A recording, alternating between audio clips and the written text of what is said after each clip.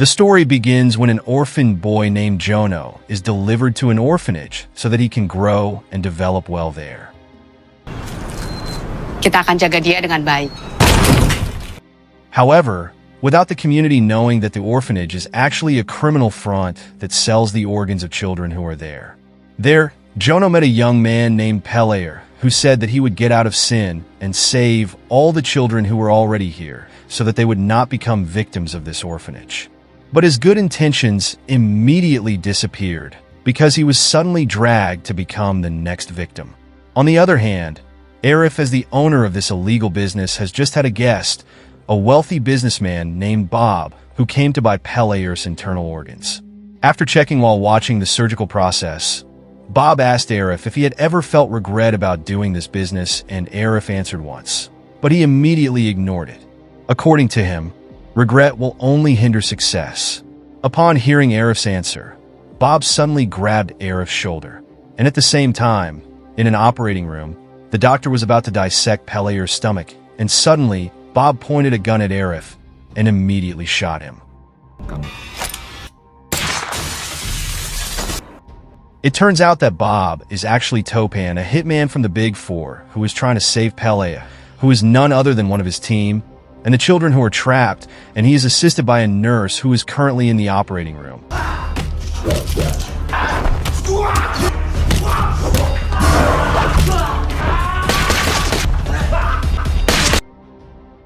Who is also his own colleague named Alpha.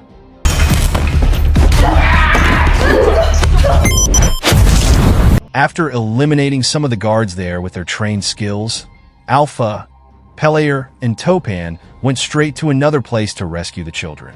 They did their job very well as directed by their boss.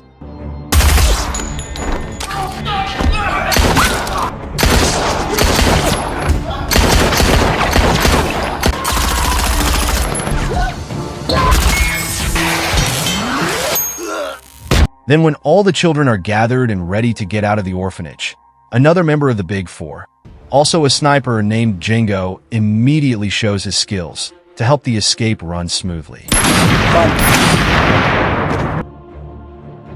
All the children are saved at last. Meanwhile, in another place, a beautiful woman named Dina was waiting for her father in a photo studio. Dina works as a police officer. As her inauguration ceremony was about to come, she asked her father to take a photo together. Dina's father is Petruse, and it turns out Petruse is a boss of the Big Four. All this time, Dina didn't know about her father's job. Petruse is also unlikely to be honest to tell her that he works as a hitman. But Petruse promised that one day he would definitely tell her everything. After taking his daughter home, Petruse returned to the headquarters to have dinner with his men, all the members of the Big Four, who were already considered like his own children. That night, while enjoying their food, they saw a news broadcast about Arif's orphanage. In the broadcast, it was seen that the children who were held captive before had been secured, but the police chief named Hassan would still process this case because he thought that, even though they had saved the children and acted like a hero, they should still be tried for breaking the law, killing people in the process of saving those children. After watching the news, Petruse suddenly said that maybe in the near future he would retire as a hitman, and he hoped Topan, Alpha, Django, and Petruse would continue his business. It turned out that this plan was carried out because he wanted to enjoy his retirement in peace with Dina, and he thought he had to protect Dina. Besides that, he also did not want to deal with Hassan, who was none other than the chief of police and also his best friend. The Big Four itu datang dari musuh-musuh kita. The next day, when Petruse was preparing himself to go to attend Dina's inauguration ceremony of becoming a police officer, suddenly, a stranger with suspicious movements came. Cautiously, Petruse took the gun and immediately opened the door, but it turned out it was his neighbor, who wanted to tell him that there was a courier who wanted to deliver the flowers he ordered. Petruse indeed had ordered the flowers yesterday, and he was going to give them to Dina. Petruse then told the courier to put the flowers in the house, but unexpectedly, this was just a trap. In a split second, this stranger who disguised himself as a courier immediately killed Petruse using the dagger he was carrying. Si, kan bapak yang ngajarin ke saya. Bukan itu mau saya. Shortly after the mysterious courier had left, Topan went to Petruse's house to give the hat Petruse left at their base. Topan's arrival made Dina suspect him and accused him of being her father's murderer. So Dina immediately shot him many times using a gun that was lying on the floor.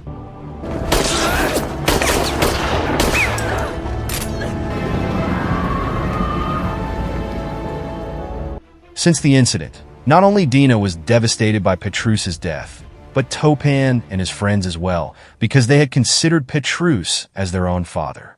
After Petruse's death, the members of the Big Four then decided to go as far away as possible and eliminate their traces before Dina found them. 3 years have passed. Now Dina lives alone in the apartment. During that time, she is still trying to investigate the murder case of her father, to the point that her work at the office is often neglected because she is too focused on taking care of the case by herself. Her commander, who realized that her performance was declining, immediately called her and advised her to take a paid leave, since she had never taken a vacation during these 3 years of her career. At first, Dina refused it because she thought that only by working she would stay sane and survive. But because her commander kept persuading her, in the end she took the vacation brochure he gave her earlier and went home. When she arrived home, Dina saw an inn called Villa Paradise printed on the brochure, and suddenly she remembered something.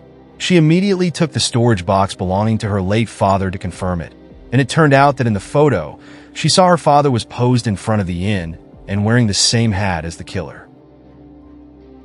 Apart from finding these 2 clues, Dina also found out that in the photo, her father was not alone, but with 4 other children. In this scene, Dina still didn't know that the one wearing the hat was Topan. She still thought that he was her father's killer. Dina was so sure that one of those children might lead her to find her father's killer. She then went straight to Hassan and asked him to find those children, hoping the case would be resolved immediately. However, instead of immediately conducting an investigation, Hassan thought that those children were just 4 ordinary village children. Dina was angry. She was very sure that they were related to the perpetrators. Because her allegations were not taken seriously by Hassan, Dina immediately decided to take the paid leave from her job and took advantage of it to solve the case by herself. In a very short time, Dina arrived at Bursi, a tropical island where Villa Paradise was located. After traveling by taxi, Dina arrived at the villa, and she immediately entered the villa and met Topan there. Topan apparently chose to move here and work as a receptionist. When he saw her coming, he immediately panicked, but he managed to calm himself down and took his uniform and then greeted her in a friendly manner, just like an ordinary and receptionist used to do. Upon arriving at the lobby, without further ado, Dina immediately asked Topan if he knew his father and the 4 children in the photo she showed him. He admitted that he didn't know them. Later on, she rented a room for the night because she wanted to continue her search and would ask other people who live around the inn the next day. At first, Topan refused and tried to get rid of Dina by all means, but she insisted and she had already given him the money. In the end, he escorted her to the room. While Topan was preparing the room, he saw 2 suspicious men come to the villa. Topan thought those 2 men were Dina's police colleagues, but Dina said she came alone. Topan then excused himself to go back to the lobby to meet the men and ask them about their purpose. Still with his friendly demeanor and trademark smile, Topan greeted them, and it was revealed that both of them were hired men who had been stalking Dina from the beginning of her trip and intended to harm her. Not wanting Dina to be harmed, Topan deliberately played with them. He also turned on the radio on high volume so that Dina wouldn't hear the commotion.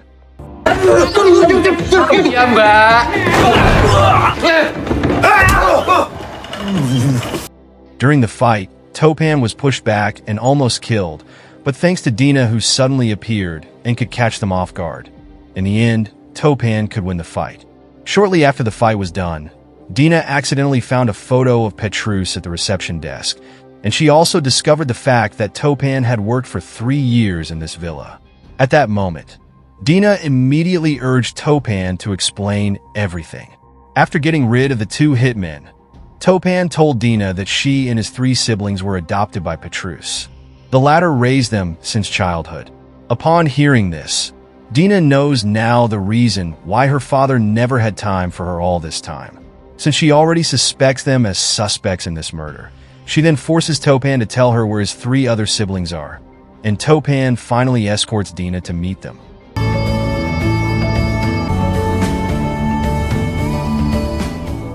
They will first meet Django, who has now started his new job as a healer. Upon arrival at Django's hut, which is located quite far from the villa, Dina was welcomed by Django. Although Django was anxious about her arrival, he still tried to calm down and serve her a potion that can eliminate negative auras. However, because he was busy chatting with Topan, he took the wrong potion.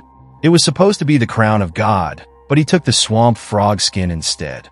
As a result, the potion made Dina hallucinate and more aggressive. Even when Pelayer came to show off his golden gun. No, thank you.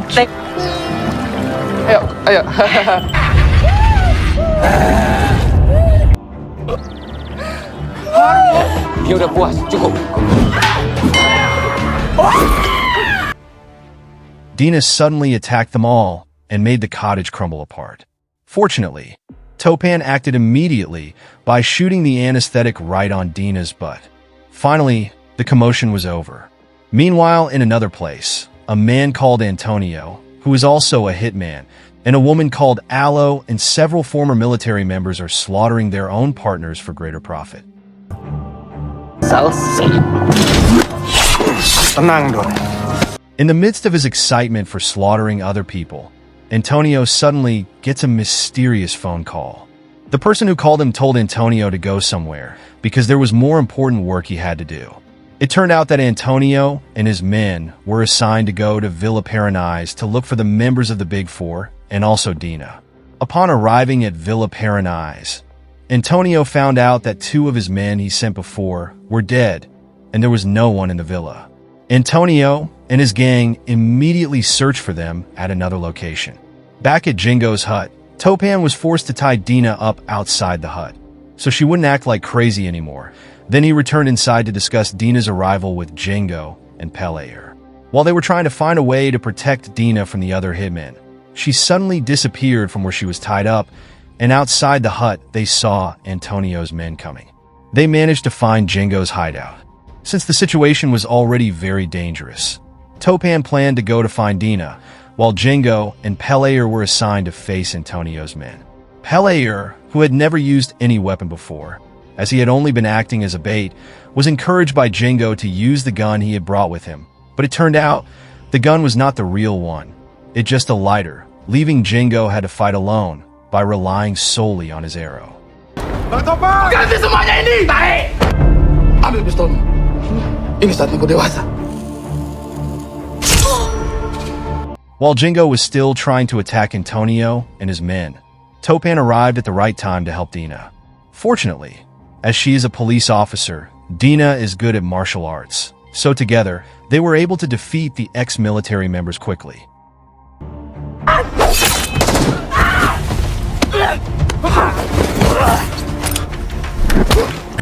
She finally realized that Topan was no ordinary receptionist, and Dina immediately forced Topan to be honest. But this situation was not the right time to explain everything to Dina. Topan told Dina to trust him. He will explain it all to her later. Afterwards, Topan returned to the hut to help Django. It turned out that Django really needed help because Django had no other weapons other than his arrows to attack Antonio's men. As an older brother, Django felt he had to be responsible for his younger brother's safety, so he told Pelayer to run away before he got hurt. Then he was determined to face Antonio alone, one-on-one. Tidak ada sopan santunnya kau ya? Hidup santai-santai di sini.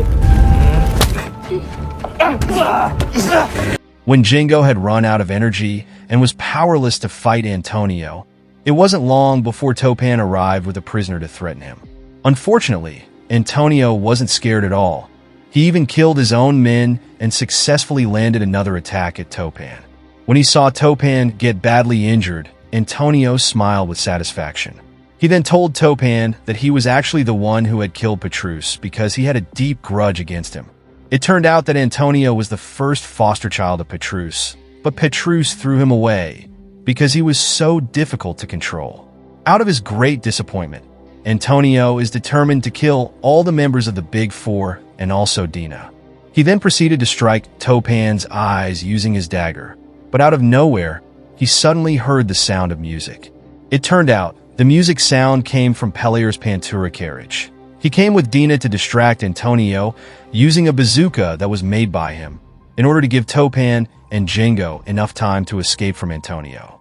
Realizing Topan and Django were trying to escape, Antonio immediately took his bike to chase them while carrying his gun. He fired his gun several times at Topan and Django, but Topan managed to attack him back and made him fall down from his bike.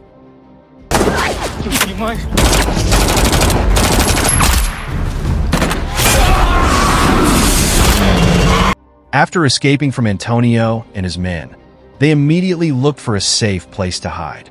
Dina then helped Django to treat the wound on Topan's body, but when she saw the gunshot wound, Dina was immediately convinced that Topan was the person or murderer she had been looking for. Dina felt that Topan lied to her, and she was furious about it. She started to attack him by throwing a chair at him, and then she left. Pellear tried to catch her and calm her down, as he was worried that Antonio's men would find and harm her.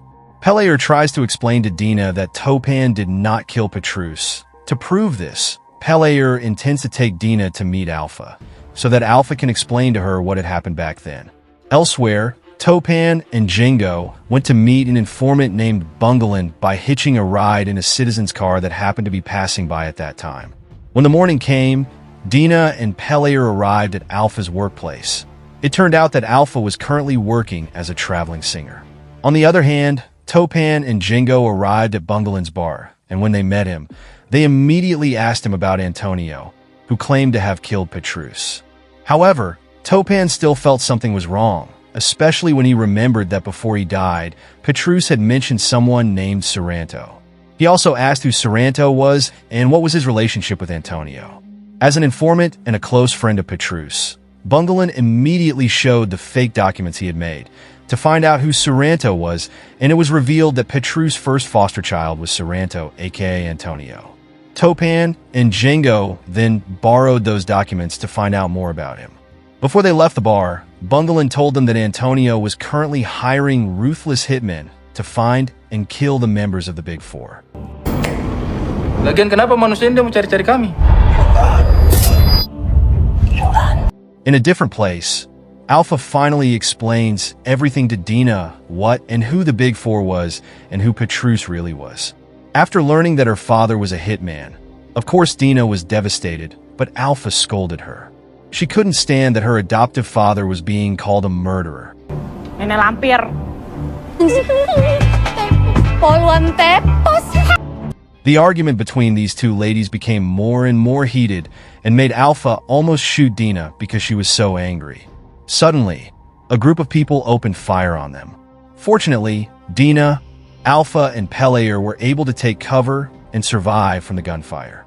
Pellear was then assigned to save the children, while Alpha and Dina would fight against the hitmen.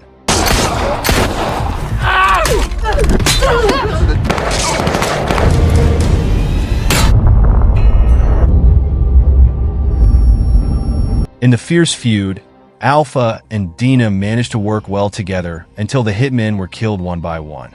But unfortunately, it wasn't long before Aloe came with her bazooka and she aimed it at Dina and Alpha. Aloe knocked them out completely. Fortunately, Topan and Django came to their rescue at the right time. They then tried to escape using the boat they had prepared earlier. When Dina woke up from her stupor, she found out that Pellear had been caught and taken hostage by Antonio. Feeling upset about Pellear's capture, an argument between the members of the Big Four finally took place. They blamed each other. Dina tried to stop their fight by reminding them that the most important thing here is not to blame each other. They should find a way to solve this problem quickly, so Pellear can be saved. Dina then encourages them all to work together to defeat Antonio. Lu mau lari kemana sih? That night, they immediately prepared the weapons for tomorrow's battle, and they chose their own weapons. Alpha also made an additional explosive named Fart Lucifer 3000. Later that night, Dina and Topan had a talk, just the two of them. Dina told him many things, and she also apologized to Topan for accusing him of being the killer of her father. Seberapa sakitnya? Saya nembak kamu. Maaf. The day of the attack has arrived. The Big Four plus Dina headed to Villa Paranise, which was used as Antonio's headquarters and place of confinement. When Antonio and his men saw a car coming to his headquarters, he immediately fired the shot at the car, thinking that there were members of the Big Four inside the car. However, there was no resistance coming from the car, so he and his men opened the car door. It turned out that the contents of the car were Lucifer's fart explosives. In an instant, many of Antonio's troops were killed by the explosion.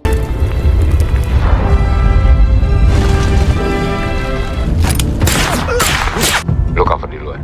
Siap.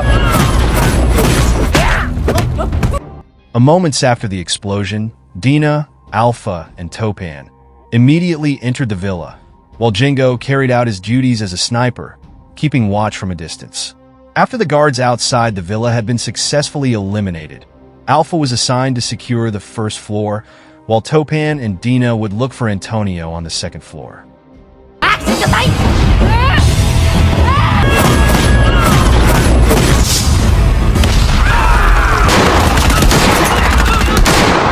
Alpha, cover pintu. Siap. During the search for Antonio, Dina was caught off guard and was eventually attacked by Vincent. Topan tried to help Dina, but Antonio was already in front of him. A fierce and long fight was inevitable.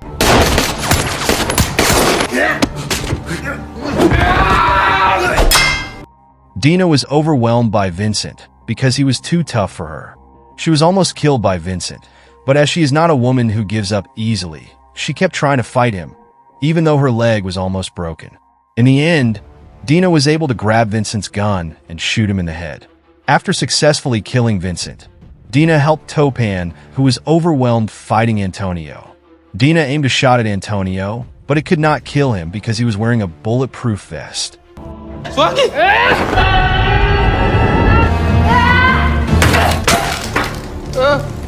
On the first floor, Alpha was seen struggling against Aloe, and at the same time Jingo came to help her, but instead of helping Alpha, he received multiple attacks from Aloe.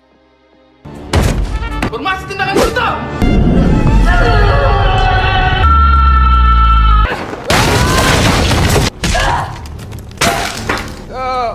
Fortunately, when Aloe was about to shoot them with the bazooka, Jingo immediately threw the gun he was carrying and made the bazooka explode, killing its own master. The fight was not over yet, because Antonio managed to save himself and tried to threaten Topan. Antonio said he would kill Pelayer. Topan turned out to have a secret weapon to trick Antonio. He deliberately caught Antonio off guard and annoyed him by calling him by his real name, Sorrento. As a result, Antonio, who felt uncomfortable to be called by his real name, told Topan to stop saying the name. He was so annoyed he didn't realize that Pelayer was going to attack him. Antonio ended up killed by the dagger that Topan threw at him. Antonio Sandoval. Suranto. Pangeran 1001 pisau. Pisau kecil ya. After all the chaos was over, Dina invited Topan to talk. It turned out that Dina had called the Central Police earlier. She asked all members of the Big Four to surrender, but Dina promised to release them as soon as possible. But instead of surrendering, Topan pulled her toward him and kissed her. Dina was enjoying the kiss. She didn't even realize that her hands were handcuffed. Then the members of the Big Four thanked and said goodbye to her as they were going back into hiding, but they promised to come back soon to meet her, who they now considered like their own family. At the end of the movie, finally the mastermind of all this chaos is revealed. It was Hassan. But it turns out Hassan is just a minion who got the order from a hitman whom he called the Lady.